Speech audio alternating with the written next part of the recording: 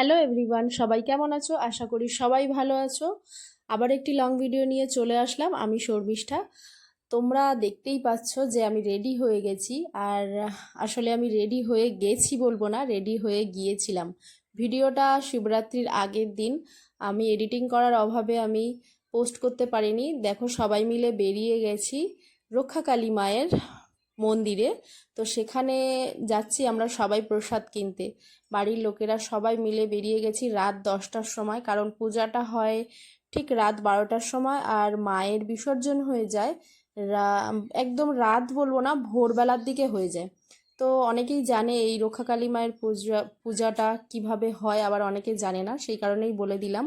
আর এই যে দেখো, রাস্তাটা সবাই ক্লিয়ার করতে বলছে, দূর থেকে মা আসছে আর আমাদেরকেও একটু সরে যেতে বলছে। আর দেখছো দেখছো লোকের কি ভিড়, কি সমাগম দেখো, যে এখানে দাঁড়ানোরও জায়গা নেই, সবাই সরে যেতে বলছে। আমি খুব কষ্টে ভিডিওটা তুলেছি, মানে একদম ক্যাপচার করতে পারছিলাম না।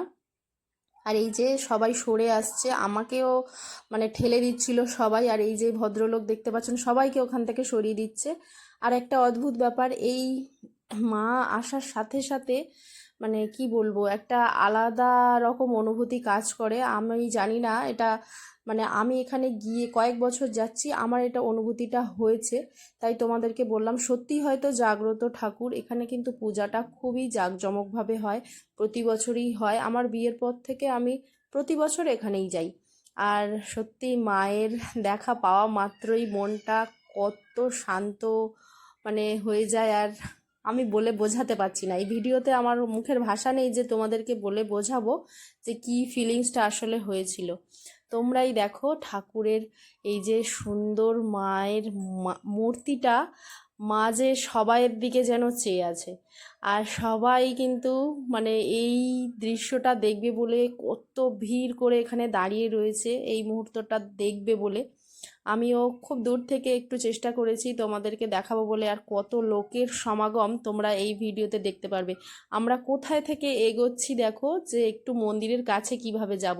এই যে আমি যেতে পারছিলাম না, তো শেষে এক কোণে, এই প্যান্ডেলের কোণে দাঁড়িয়ে এই একদম মন্দিরের কাছে আসলাম, এসে বাতি ধূপ এগুলো দিয়ে দিলাম। আসলে মন্দিরের ভিতরে প্রবেশ করা যাবে না, এই যে পাশে রয়েছে একটা তুলসী মচ্ছব, এখানেই আমরা ধূপ বাতি প্রতি বছর দিয়ে দিই, আর সবাই এখানেই দেয়।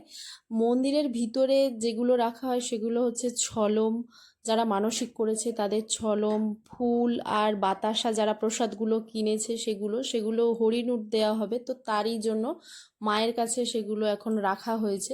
আর আমরা বলছিলাম যে আমি ভিতরটা ঢুকতে পারিনি, একদমই সামনে, মন্দিরের সামনে যেতে পারিনি, এই পাশে থেকে এসে।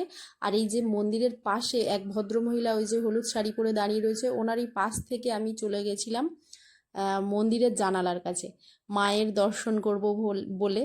ওটা তো আমি ভিড়ে একদমই ওখানে দাঁড়িয়ে ভালোভাবে দেখতেও পারিনি। আর যেহেতু আমি একটু ভিডিও করছিলাম, ভালোভাবে দেখাতে পারিনি। এই যে ভদ্রলোক দাঁড়িয়ে রয়েছে আর আমি বলছিলাম যে কাকু একটু সরে দাঁড়ালে খুব ভালো হয়। তো সরে দাঁড়িয়েছিলেন, আমি ওনাকে বলেছিলাম। আর এই যে দেখতে পাচ্ছ কত মায়ের মালা, এগুলো জাস্ট একটু পরাচ্ছে মানে মাকে। এত এত মালা, এত প্রসাদ যে এনারা পরাচ্ছে, আবার খুলে নিয়ে সাইডে রেখে দিচ্ছে। কারণ এত মানুষজন এসেছে, সবাই মায়ের জন্য কিছু না কিছু নিয়ে এসেছে। জানো পুজো মানে তো সব কিছু। আর এই যে দেখো, হরিণুট দেয়া শুরু হয়ে গেছে অলরেডি, আর আমি পেয়েছি দেখো এখানে কয়েকটা বাতাসা। এই যে মন্দিরটা ওই যে সামনে, আমি একদমই যেতে পারছিলাম না। আর এত ফুলের মতো বর্ষা হচ্ছিল বাতাসার, যে কারোর চোখে কারোর মুখে সবার লেগে যাচ্ছিল। আর এই যে আমার মেয়ে দেখতে পাচ্ছ, শুরু করে দিয়েছে মেলা, এখানে তো বসেইছে। আর মেলা বসা মানেই তো ওদের আনন্দের শেষ নেই। আমাদের ছোট পুচকুর জন্য ভুট্টা কেনা হয়নি এই কারণেই, ওর দাঁত উঠছে, দাঁতটা ব্যথা ব্যথা। আর একটাই কিনে দিয়েছে দিদিকে। যখন জিজ্ঞাসা করলো তুমি কি খাবে, বললো যে না আমি খাবো না।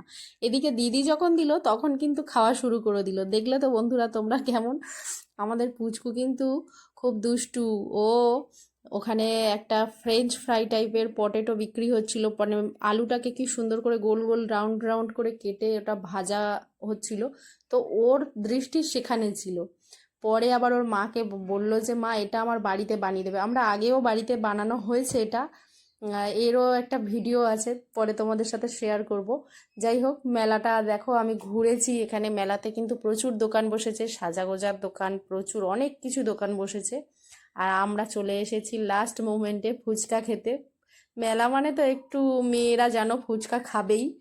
আমি আর আমার যা আর আমাদের পুচকুটা ফুচকা খেয়েছিলাম। আমার মেয়ে আগে থেকে খাওয়া হয়ে গেছে অলরেডি, ওর জেঠু আর ওর পাপার সাথে মেলায় ঘুরে ও শুরু করে দিয়েছে। এইবারে চলে এসেছে কি কি কেনা যায়, খেলনা তো একটা কিছু কিনতেই হবে, দুজনার না কিনলে হবে না। একটা বলা ভুল হবে, একটা কেনে না ওরা মেলায় গেলে। এই যে একটা ক্লে নিয়ে নিয়েছে, আর এই ক্লেটা দিয়ে ওর বানানোর কথা ছিল পরের দিন শিব ঠাকুরের মূর্তি। আমার মেয়ে কিন্তু একটু ড্রয়িং বা এইসব আর্টের দিকেও খুব ভালোবাসে, এইসব জিনিসগুলো করতে। আর এই যে দেখো মেলা থেকে কত কিছু কিনেছে, চুল বাঁধার গার্ডার কিনেছে, ক্লে কিনেছে, দুজনে দুটো লাইটিং আমব্রেলা কিনেছে, স্পিনার কিনেছে, মানে অনেক কিছু কিনেছে। আর ও আবার বলছে যে আমার অনেক কিছু কিনে দিয়েছে, একটা বোটও কিনে দিয়েছে। সেই বোটটা কিন্তু এখন জলে দিয়ে চালানোর প্রস্তুতি চলছে। আর আমার মেয়ে বলছে যে মা সব কিছু তো দেখালে, আমার আংটিটা তো দেখালে না। ভিডিওটা কেমন লাগলো শেষ পর্যন্ত অবশ্যই